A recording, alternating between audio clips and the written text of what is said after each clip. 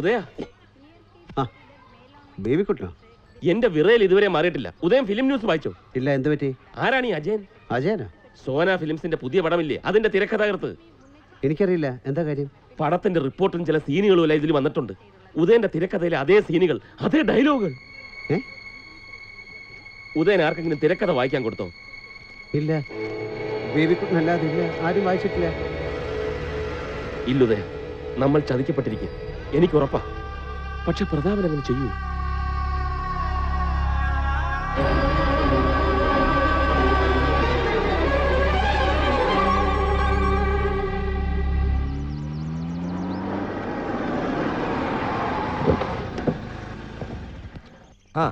വരണം സാർ, ഒരു പ്രധാനപ്പെട്ട കാര്യം സംസാരിക്കാനുണ്ടായിരുന്നു. ഒന്നകത്തേക്ക് വന്നാൽ.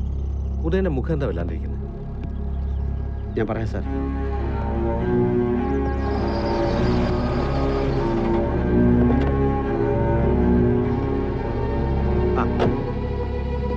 നമസ്കാരം.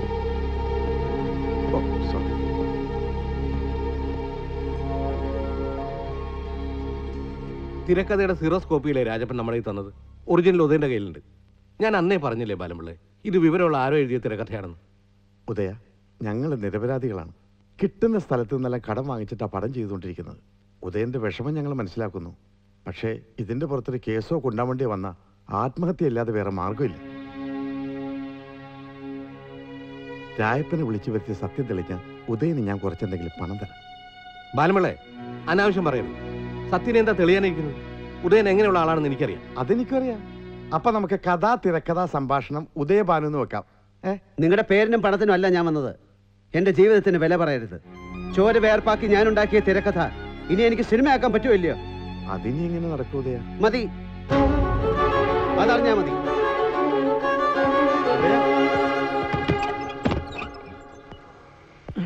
എന്താ ഒരു ശബ്ദം കേട്ടത്?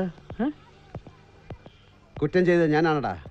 വൃത്തികെട്ടവനാണെന്ന് അറിഞ്ഞിട്ടും നിന്നെ ഞാൻ എന്റെ മുറിയിൽ കയറ്റി താമസിപ്പിച്ചു. പക്ഷേ ഇതുപോലൊരു ചതി ഞാൻ പ്രതീക്ഷിച്ചില്ല. എന്റെ തിരക്കഥയല്ല, എന്റെ ജീവിതമാണ് നീ തട്ടിപ്പറിച്ചെടുത്തത്. ഇനി ആരോട് നീ ഇങ്ങനെ ചെയ്തോ?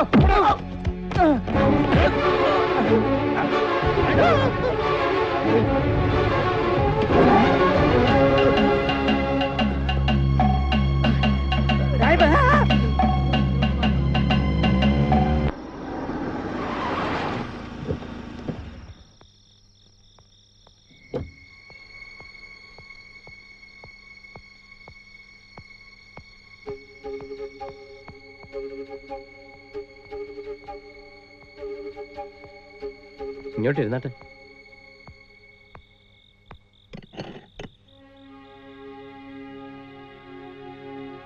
സാന്തോമിൽ ഷൂട്ട് ചെയ്യുന്നതിനിടയിലാ ഞാൻ വിവരം അറിഞ്ഞത്. ഉദയേട്ടന് ഓർമ്മയുണ്ടോ അന്ന് ഈ സിനിമയുടെ പൂജ കഴിഞ്ഞ് മടങ്ങുമ്പോ നമ്മൾ റോഡിൽ വെച്ച് കണ്ടത്? ഞാൻ കഥ പറയാന്ന് പറഞ്ഞിട്ട് ഉദയേട്ടൻ നിന്നില്ല. അന്നത് കേട്ടിരുന്നെങ്കിൽ. ഷൂട്ടിങ്ങിന് മുമ്പോ? പൂജ കഴിഞ്ഞ് 2 ആഴ്ചക്ക് ശേഷമല്ലേ ഷൂട്ടിംഗ് തുടങ്ങിയത്? അയ്യോ, അന്ന് അറിഞ്ഞിരുന്നെങ്കിൽ ഈ ചെയ്ത് നടക്കില്ലായിരുന്നല്ലേ. ഇനി അതൊന്നും പറഞ്ഞിട്ട് കാര്യമില്ലല്ലോ.